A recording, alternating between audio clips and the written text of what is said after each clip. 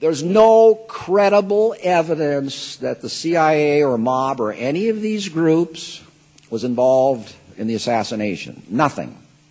I told the jury in London, I said, you know, folks, I'll stipulate that 3 people can keep a secret, I said, but only if 2 are dead. And here we have a situation where close to 44 years later, not one word, not one syllable has leaked out.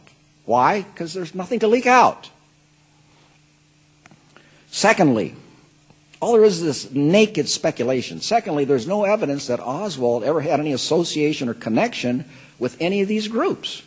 And boy, they checked him out, big time. Harold Weisberg, a very well-respected assassination researcher who leans towards a conspiracy theory, he says they checked every breath this guy ever breathed from the moment he arrived back in the United States from the Soviet Union on June 13th, 1962, until the date of the assassination. 25,000 interviews by the FBI. They found no evidence that he had ever associated with any of these groups.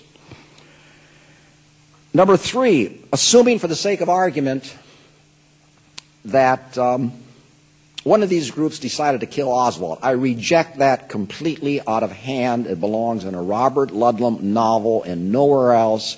But I didn't have that luxury in my book. In my book, I discuss it in great, great depth. But let's assume for the sake of argument the CIA or mob or the military-industrial complexes, let's kill President Kennedy. Oswald would have been one of the last people, and we know he's guilty, I've just told you that. I mean, I give you the evidence, 53 pieces. Oswald would have been one of the last people on the face of this earth whom they would have gone to. Why? Well, number 1, he was not an expert shot. He was a good shot, but not an expert shot. He had a $12 mail-order rifle. He was notoriously unreliable, extremely unstable. I mean, come on. This guy defected to the Soviet Union, pre-Gorbachev. I mean, even today, who in the world defects to the Soviet Union? I mean, isn't that one of the bleakest places on earth? I think it is. And he gets over there, and he wants to become a Soviet citizen, and they turn him down. What does he do? He tries to kill himself. He tries to commit suicide. He slashes his wrist. Just the ideal type of guy that the CIA or mob would want to rely upon to commit the biggest murder in American history. Okay? Right. Let's take it a step further. One of these groups wants to kill the president, and for whatever crazy, bizarre reason, they want Oswald to do it, and he goes along with it. Let's see if where that takes us makes any sense. Once Oswald shot Kennedy in Dealey Plaza and left the book depository building, one of 2 things would have happened.